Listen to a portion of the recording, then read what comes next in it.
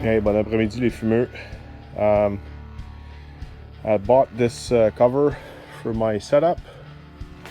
I had first bought that cover just for the old iron side, and then I ended up buying the one that covers the cart as well. Fits alright. Goes down low enough to cover all of the wood I have, and it's got this area here.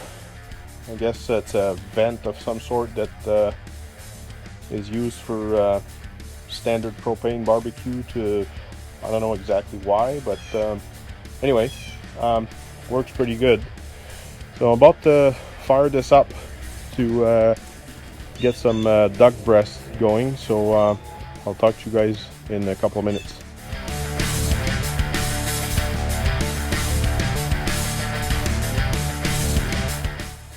So I got a couple of burgers done a couple of days ago. Actually went pretty well. One thing is I had put the grill, the second grill here, and it was a little too close to the flame. It started warping a little bit, so it actually came back straight as soon as I pulled it out. It's down here, but I got a little bit scared that I would damage the grill, so I actually took it off and grilled just with the top one, and it works perfectly. Maybe sharing with you guys, I had a couple of plastic bins in the garage that weren't doing anything, so I used them to put my rotisserie motor, and the bottom one I'm using to store scrap paper to start my chimney, and in the top one I have an axe of my oil to oil the unit, and also keeping the torch. And got some simple green here, not to clean the barbecue but to clean the cart.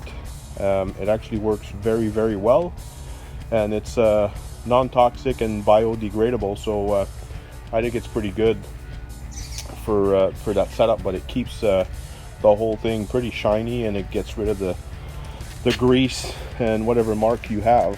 Another thing I want to share with you guys is while in quarantine and then bored out of my mind, I was wondering if I could recuperate some of the recycling and things, and what I ended up doing is cutting up on all of my Amazon boxes and using the scrap toilet paper roll as I'm calling them starter bombs. So I actually put one of those under my chimney, and it just lights the whole thing up, so it actually fits quite nicely like this, right? And then put the charcoal and just starts the thing up, and off we go. So now I have the kids actually preparing those little starter bombs for me. Taught them how to use the X-Acto knife and cutting the strip the right length, and off we go. So just thought I'd share that with you guys. I don't know if maybe you're starting it with your wood or charcoal or just scrap pieces of paper. We had a lot of leftover Amazon boxes, so we shredded them and made quite a few of those, and works pretty good. So talk to you guys on the other side. Alright, one more thing. I bought these hooks on Amazon.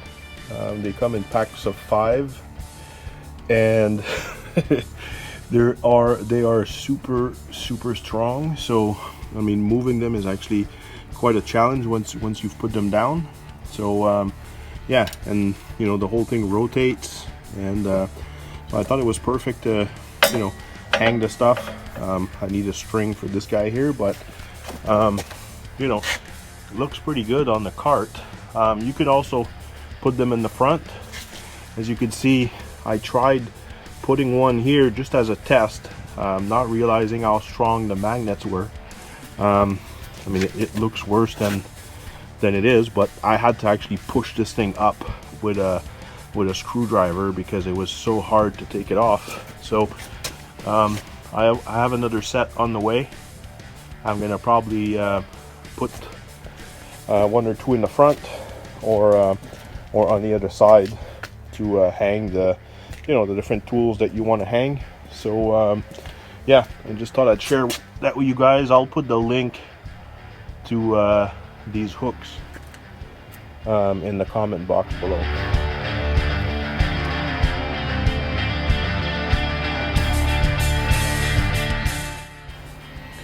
Alright guys, duck breast take 2. I just tried it on the pan, and I had the pan on the right hand side, and it wasn't hot enough. So I'm gonna wait for the pan the cast iron pan to go up in temperature. I mean, it did brown it a little bit, but I didn't hear the magical sound. So I'm gonna wait a couple of minutes for it to warm up, and then I'll try it again. Now it's making the right sounds. So we're gonna have these guys render a bit, and then I'm gonna flip them for about a minute or 2, and I'm gonna put on a top grill to smoke for until it reaches about 160.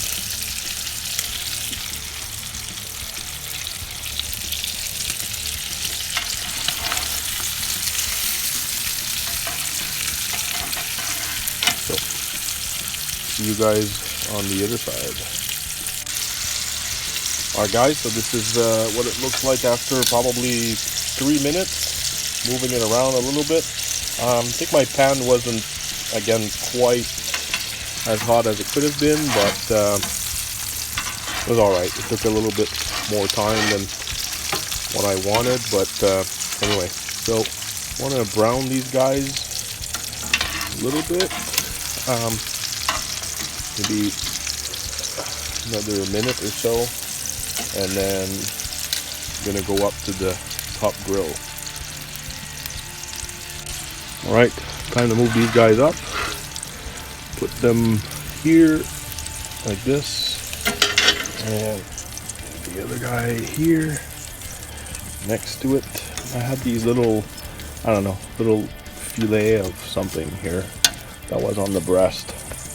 So now I'm going to put the thermometer on them, and I'm going to crank that up to 160. Thermometers are in. Close that puppy up, and then we'll wait for the temperature to go up. It's hard to see, but one's at about 93. The one's starting at 116, 117. So not sure which one's which, but anyway, gotta wait till this thing goes up to 160. So it's on the right hand side of the grill, and I'm gonna probably bring it a little bit lower, so I'm gonna close the traps so that it goes down, so that it doesn't go as fast. Let me close this guy here like this, and probably this guy like this, and then we'll see this guy going down. Like I said in my previous video, it's actually quite amazing and responsive how fast this thing goes. So, oh, and I've loosened the thermometer because sometimes I'm sitting in my chair here and I can't quite see the thermometer. So what I do is I spin it around like this, and then I can watch from when I'm sitting like this. I can tell what the temperature it's at. Alright, boys and girls, here's the end result. Pretty happy. 165, and we'll go inside to let them rest and have a taste once they're rested.